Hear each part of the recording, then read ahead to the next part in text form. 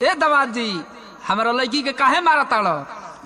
ए ससुर जी मारी डांटी ना तो कई के चाटी। काहे मारा ताड़ो? का कमी बा हमारा लड़की में?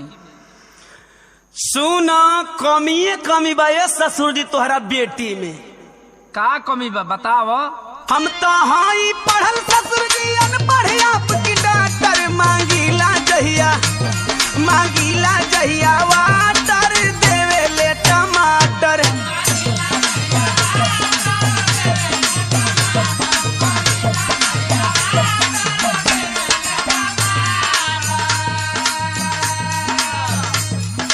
थोड़ा पढ़ के इंग्लिश बोले सीधा ना है बैंड है जो मेरा घसी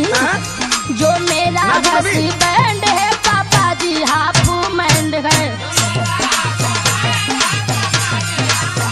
बहुत बोला तारी भाई ना बोला तो अरे का बोला थी तो से ढेर बोला थी का।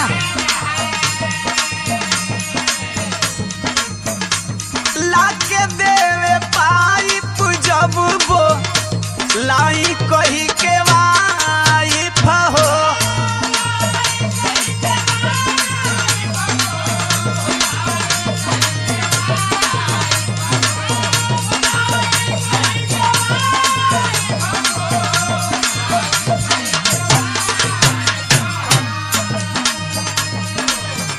जहिया से आइल बिया नरक भइल लाइफ हो।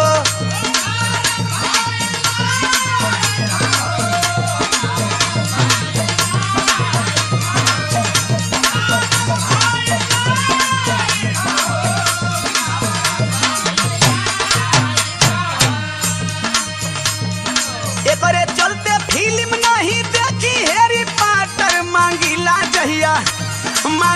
जहिया वाटर देवे ले टमाटर।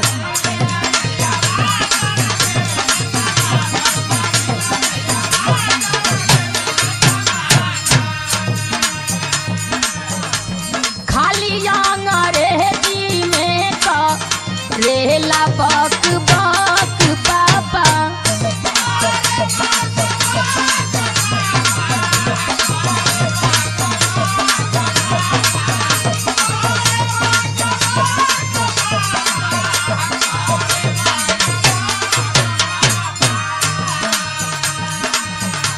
दाल भात बनावे में जाइला थक पापा।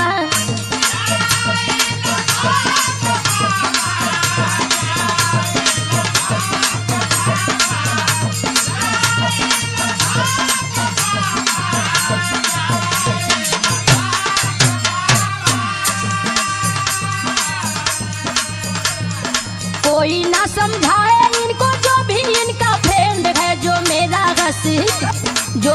घसी बैंड है पापा जी हाफ मैंड है। ना होश में बोलबी काहे होश में बोली हो? अपना बाबू के देख के तोर मन बढ़वा। बाबू के देख के नहीं थी बोला तुम्हारी ये चलिए है। देख हमार जे फ्रेंड बन मुकेश सम्राट यादव है स्वामीनाथ यादव और जौन डिजिटल देखे ना किशोर कुमार जी दिल्ली वाला कुल पढ़ल लिखल बने लोग कंप्यूटर पढ़े अंग्रेजी जाने लो। अरे तुझे कर हिस्ट्री बताओ तारा ना। हाँ। उ लोग भी तुअरिए दिमाग का। अरे ए ससुर जी दोस्त हमार बाकी तोहरा बेटी को।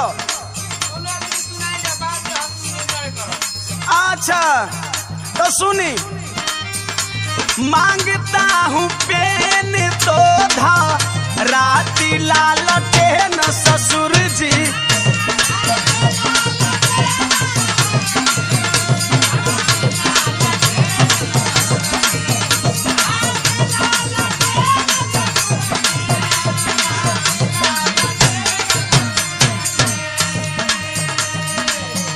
उल्टा सीधा काम कई के फेल कर दी ब्रेन ससुर जी। जितनी झूठ बोले के है बोली ना। झूठ बोला तनी रे। झूठे का पड़ा। ए दवाद जी हमारा लड़की के काहे मारा ताड़ो? ए ससुर जी